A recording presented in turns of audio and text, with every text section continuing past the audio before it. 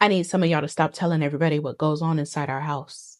Because every time I open this app, somebody's explaining something that didn't need to be explained, breaking conversations down that should have stayed between us, telling family business, community business, explaining how we do things, why we do things, what something means. And granted, I'd be telling some stuff, but I ain't telling I don't do that. I'm not doing that. Come on now. Everything does not require a cultural explanation. Some things can just stay over here, you know? And I know that probably sounds like I'm trying to keep people out, and yeah, I am.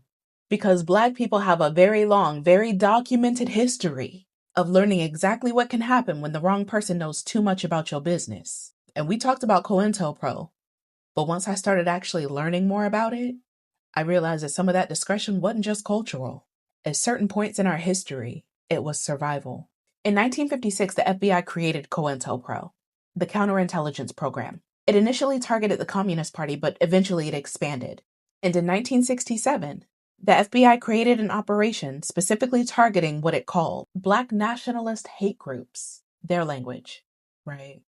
And if you've never read what the FBI said they wanted to accomplish, please do, because they weren't hiding the ball. They wanted to disrupt these organizations, discredit them, create division inside them, prevent certain Black leaders from gaining influence. And one of the easiest ways to figure out what's happening inside an organization is to put somebody inside.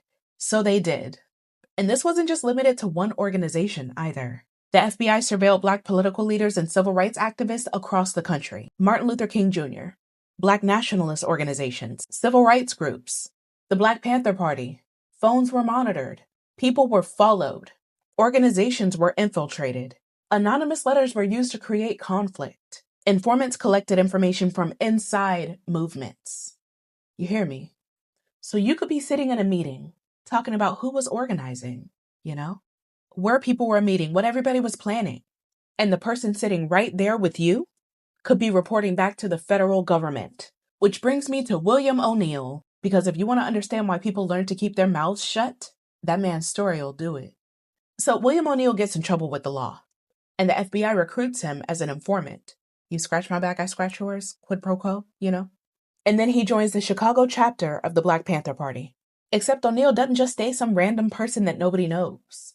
He becomes trusted, very trusted. And eventually, he becomes Fred Hampton's security chief. Just stop there for a second.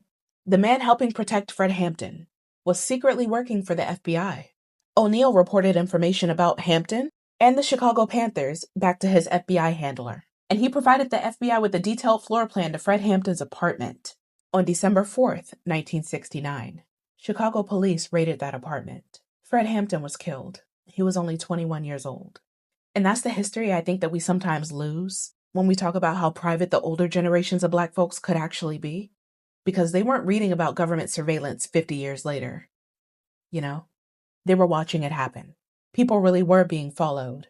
Phones really were being monitored. Organizations really were being infiltrated. And the person who suddenly wanted to join, wanted to help, wanted to know everybody's name, wanted to know where everybody was meeting. Sometimes that person really was there to help. And sometimes they were taking notes. So communities adjusted. Who is that? Who brought them? How do you know them? Why do they need to know? And most importantly, why you telling them? And eventually the government got caught. In 1971, a group of activists broke into an FBI office in Media, Pennsylvania.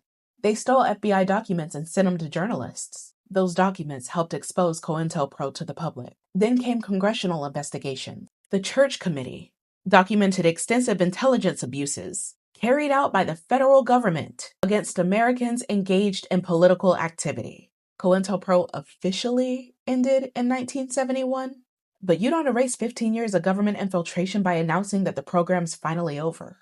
People remember what kept them safe, and then they teach it to the rest of us, even when the original explanation gets lost.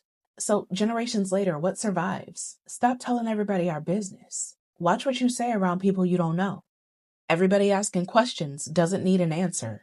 And please stop explaining everything. Not everything needs subtitles. Not everything needs historical context. There are certain things that even I won't touch, because not everything in our community needs to be unpacked for public consumption. Some things are perfectly capable of remaining our business because the government literally has files documenting what happened when Black communities didn't know who was listening. So I'm begging some of y'all, please, with love, with history, with several thousand pages of declassified FBI records behind me, quiet on the creek, please.